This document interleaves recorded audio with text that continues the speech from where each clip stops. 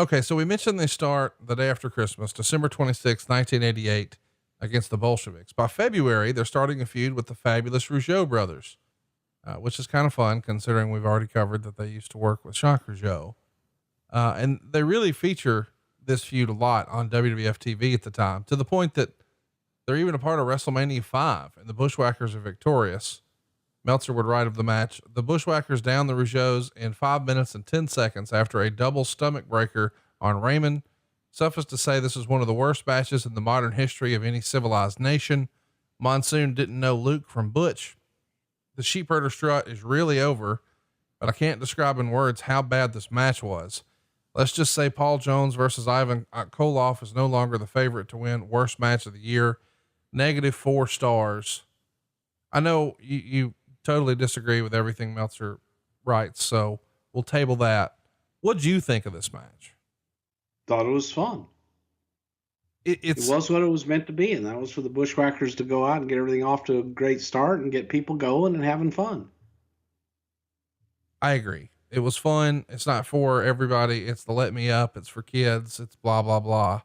There's a famous moment from this match that's become an internet meme and a GIF that wrestling fans share all over the place, where one of the Bushwhackers is getting body slammed and he does a little hog check on one of the Rougeaus.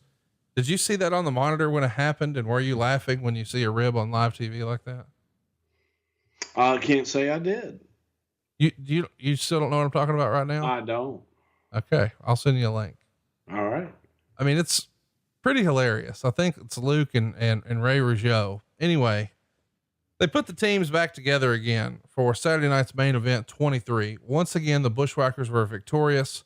They defeat the Rougeaus twice more, first at the 89 Survivor Series and again at the 90 Rumble. The Rougeaus and Bushwhackers, somebody there really loved this pairing, right? Well, I think that they had a little bit of history together, and with the Rougeaus, from working up in Montreal and the father and everything else. So there was some history there, but they had pretty good chemistry. Everybody knew their role too. The Rougeaus were getting over as heels, and their role was to get the Bushwhackers over, and they did it. So it was 4 guys that enjoyed working with each other and went out and played their role every single night. Our third WrestleMania for the guys is March 24th, 1991 at the the LA Sports Arena. It's not a match, and this year it's not even an in-ring segment, but it is pretty funny.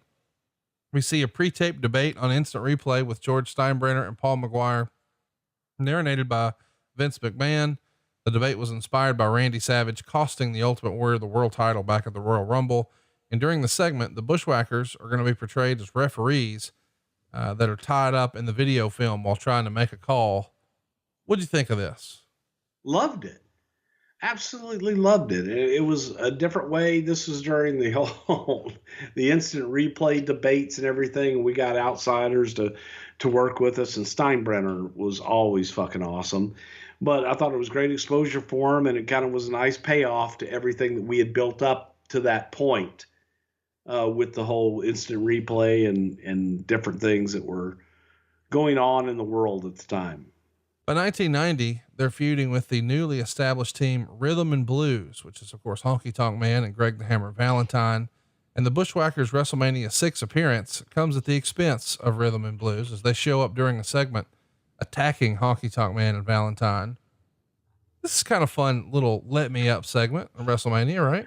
The classic line, and this is a shout out to someone, I won't mention their name, I'll just see if they listen and hear this, is Gorilla Monsoon when Greg Valentine was singing. He says, if they were to hang Greg Valentine for being a great singer, they'd be hanging an innocent man. And then the horrible way that Honky Tonk just looks, and you've got Luke and Butch down there as concession guys throwing concessions out. And it's like, hey, wait a minute. What are you two concessionaires doing? Well, you're not concessionaires at all. You're Bushwhacker Luke and you're Bushwhacker Butch. You're the Bushwhackers. And then Bushwhackers slide in the ring and tear everything up. My God, get the exposure out there without having to have a match and get the honky tonk man and rhythm and blues out there to sing a song, everybody wins. I got my long side burns and my hair slicked back. Actually, that was the other song, but you know what I mean. Everybody loves to hear me sing. And your boy, see me dance. And your best friend personally, DDP, he was there too, huh? He was there driving a pink Cadillac with Peggy Sue. Pretty remarkable. Let's talk about what's next here. The 92 SummerSlam show, or I guess the SummerSlam Spectacular, is the show that precedes the pay-per-view in the UK. And this is where the Bushwhackers get a title shot against then champs Money Inc. But in the match, which aired on the USA Network, they fall short. IRS pins Butch. Of course, SummerSlam is next. They're going to team up with Jim Duggan on the pre-show. They're going to defeat the Mountie and the Nasty Boys. They're slated to team with the Natural Disasters against Money Inc. and the Beverly Brothers at the 92 Survivor Series. But on the November 7th edition of Superstars, they agree to let Jimmy Hart have the Nasty Boys take their place after the duo turns on their manager. So the Bushwhackers conclude the year here by resuming their long running feud with the Beverly Brothers on house shows. And sometimes they'll even team with Tiger Jackson against Bo Blake and Little Mickey Moses in 6-man matches. Tell me what the fuck we need to know about Tiger Jackson and Little Mickey Moses. Tiger Jackson, arguably by the modern era, one of the greatest little people that was working at the time. He was Dink and from Montreal, hell of a talent.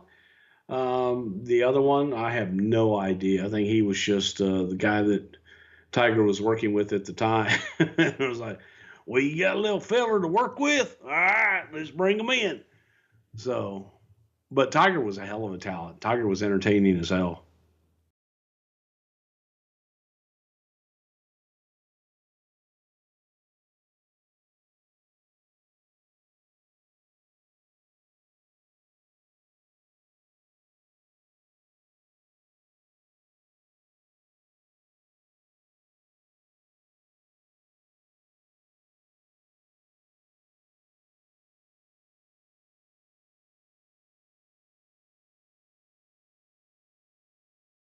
Hey, it's Conrad Thompson here to tell you a little more about what adfreeshows.com is all about. Get early ad-free access to more than a dozen of your favorite wrestling podcasts every single week, starting at just $9. That's less than 20 cents an episode each month. And yes, you can listen to them all directly through Apple Podcasts or your regular podcast apps. How easy is that? Ad-free shows also has thousands of hours worth of bonus content and docuseries like Title Chase, Eric Fires Back, Conversations with Conrad, and The Insiders.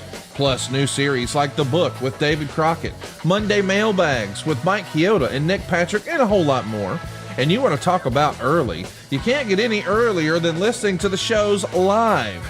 You can be a part of the live studio audience as we record the podcast. Plus, ride shotgun alongside your favorite childhood heroes for live watch-alongs, Q&As, and other interactive experiences every single month. Come on now, see for yourself what thousands of other wrestling fans from around the world have discovered, that adfreeshows.com is the best value in wrestling. Check it out today, and hey, when you do, the first week is completely free. adfreeshows.com.